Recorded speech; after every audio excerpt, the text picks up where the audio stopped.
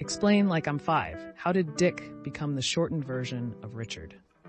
The nickname Dick for Richard originated in medieval England, where rhyming nicknames were common. In this case, Rick was a common nickname for Richard, and Rick eventually evolved into Dick through a process called rhyming slang. Over time, Dick became an established nickname for Richard.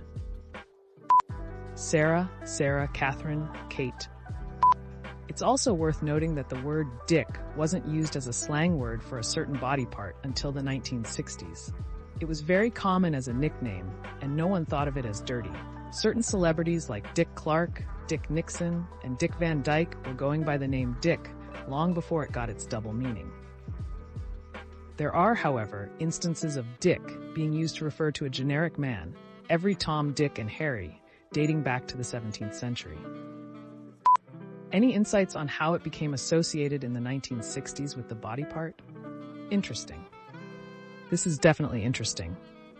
I had no idea that Dick was originally a nickname for Richard and that it came from rhyming slang. It's so funny to think about how words and nicknames evolve over time. And it's also surprising to hear that the association with the slang meaning of Dick didn't come about until the 1960s. It's so strange how language can change and take on different meanings over the years. So how exactly does rhyming slang work? And why do you think it took so long for Dick to become associated with a certain body part, even though it was a common nickname for so long? Let me know in the comments down below, and let's move right into our next Reddit post. Explain like I'm five. What is the big deal about steel-cut foods? I see various products, from oatmeal to other items, being advertised as being steel-cut. The last time I checked, yes, most blades are made from steel. I can't imagine oatmeal being cut by a wooden or plastic blade. So why is this even a thing? It's not that one oatmeal is cut by one metal and the other is cut by another metal. It's steel-cut versus rolled. Steel-cut oats are oat groats, kernels that are chopped into smaller bits. Rolled oats, which can be regular or quick, are flattened out by rolling into thin little flakes and partially cooked, then dried. Quick are cooked longer in processing so that it takes less time to prepare at home. Steel-cut oats take much longer to cook, typically 30 minutes or more due to the thickness, but have a better taste and texture than rolled oats. Rolled oats are popular simply for convenience. Quaker steel-cut quick 3-minute oats are the best of both worlds. Actually, they take 6 minutes to make, 4 minutes in the microwave at half power, 2 minutes for evaporation, but are almost as good as regular steel cut with a much faster prep. The texture is orders of magnitude better than rolled or quick oats. Edit. My daily oatmeal recipe is 2/3 cup Quaker steel cut quick 3-minute oats, 1.5 cups cold tap water. Microwave for 4 minutes at half power, stir or not.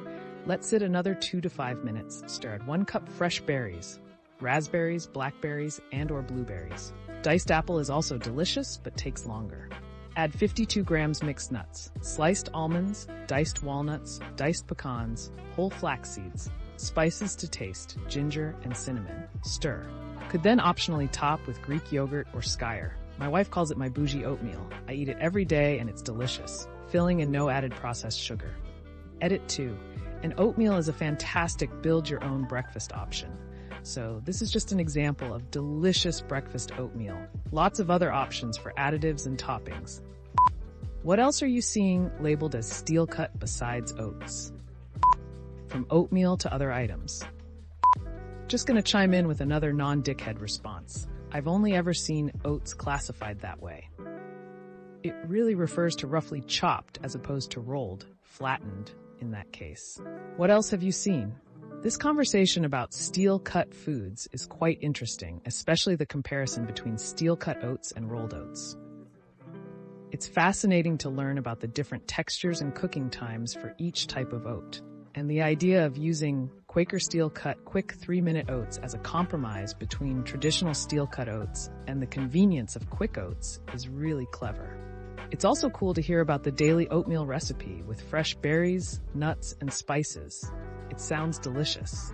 So, what other products have you come across that are labeled as steel cut? Have you tried any of them? And do you think they live up to the hype? Let me know in the comments down below, and let's move right into our next Reddit post. Explain like I'm 5. If the Rapa Nui and their culture are still alive, why is Easter Island such a mystery? I'm writing a paper and I'm so confused. If the people of the island are still around, how is the island such a mystery? Is it that the Rapa Nui alive were mostly the descendants of slaves or immigrants from the island? I hope this isn't too stupid of a question, but I just can't find anything addressing it. Thanks.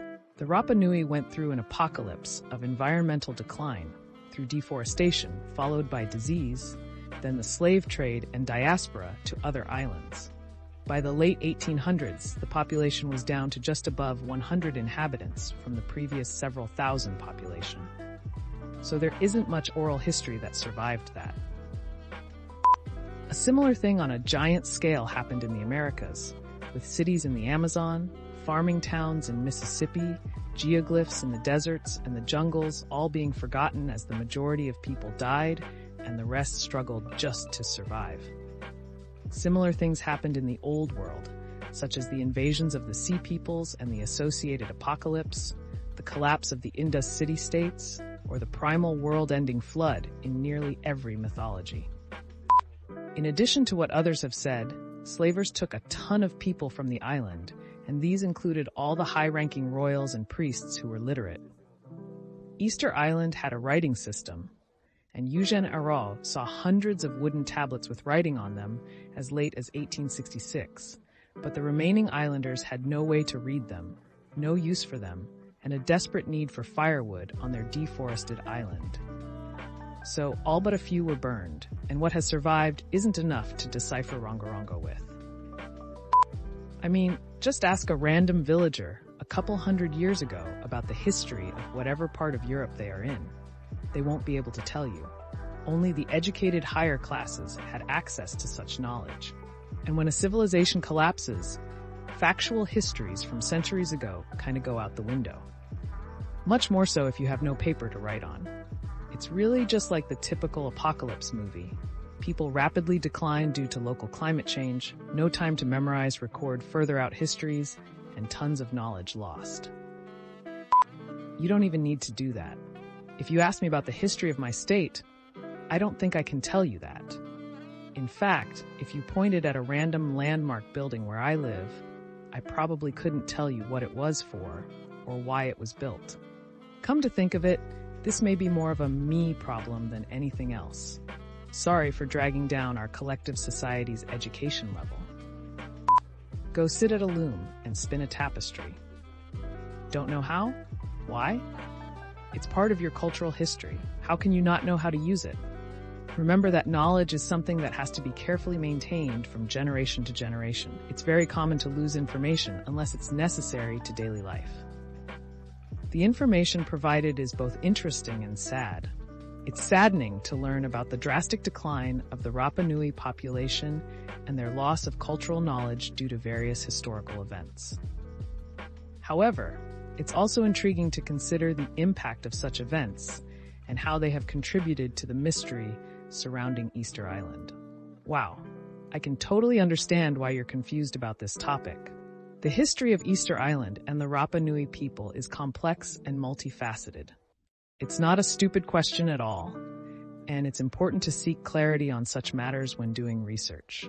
The fact that the remaining population of Rapa Nui may have been mostly descendants of slaves or immigrants from the island could indeed contribute to the mystery and lack of comprehensive historical knowledge. It's like a jigsaw puzzle with missing pieces. The full picture is hard to see. Have you come across any sources that specifically discuss the demographics of the current Rapa Nui population and how it may impact historical knowledge? It would be really interesting to explore this aspect in more detail. Keep digging, and don't hesitate to ask for more help. Let me know in the comments down below, and let's move right into our next Reddit post. Explain like I'm 5. Why do Chinese words' names use X for the sh sound? Simply because Chinese doesn't have an X sound, the inventor of the pinyin transliteration repurposed it. Same reason that Q makes a sesh sound. Also, it's not quite a shesh, and Q isn't quite a chush. Just in case you're confused when you see a syllable like chang or shi. That's one of the conventions of the pinyin romanization system. The X refers to a particular way of pronouncing SH as alveolo-palatal, which is a softer form done further back in the mouth. Mandarin does also have an SH sound that is more or less the same as English. X and esh are actually distinct sounds in Chinese, e.g., si versus she are pronounced differently. I don't have a linguistics background, so I could be misconstruing things slightly, but in my opinion, it might be more accurate to say that the Chinese X sound does not exist in English. Sh in English is just the closest sound to it. Similar to how the R and L sounds in English don't quite exist in Japanese. As far as I understand, it's a mouth position thing. If you mime the sh sound and then you mime the K sound in your mouth, you'll notice your jaw moves ever so slightly forward. Chinese speakers tend to have that mouth position when making the sh sound. And this is an attempt to capture that in the transliteration. It isn't perfect, but transliterating it as shesh wouldn't be either. To give a broader answer, not all languages have the same sounds, and indeed Chinese has several sounds that aren't really in English. Languages like Chinese aren't originally written with the Latin alphabet, which is the alphabet English, Spanish, French, etc. uses. So people decided on certain rules for how to do the conversion. It's primarily for convenience, to facilitate communication between speakers of the different languages, but it's only an approximation. Because as mentioned earlier, languages simply don't have the same sounds as each other. There is no such thing as a Chinese X, so to speak. The X symbol is just used as an approximation to write Chinese words, using a system that was not designed for it. And also, the short answer is X had already been assigned to a different sound. The sounds represented by shesh and X in the pinyin system are distinct, so they wanted to use different symbols to represent them. This is actually quite interesting. It's fascinating to see how different languages and writing systems handle sounds that don't exist in each other. It's also cool to learn about the origins of the pinyin transliteration system and how it repurposed letters to represent sounds that Chinese speakers use. It's kind of like a puzzle, trying to find the closest approximation in another language's writing system. So, have you ever encountered other examples of languages using different letters to represent sounds that don't exist in each other? What do you think about the way the pinyin system handles these unique sounds? Well, that's another episode of Explain Like I'm 5 in the books. I really appreciate all of you who made it this far into the video. Of course, if you enjoyed this video, it would really help the channel out a lot if you gave the video a thumbs up, subscribe, or leave a comment down below. I hope that you enjoyed it, and I'll see you next time.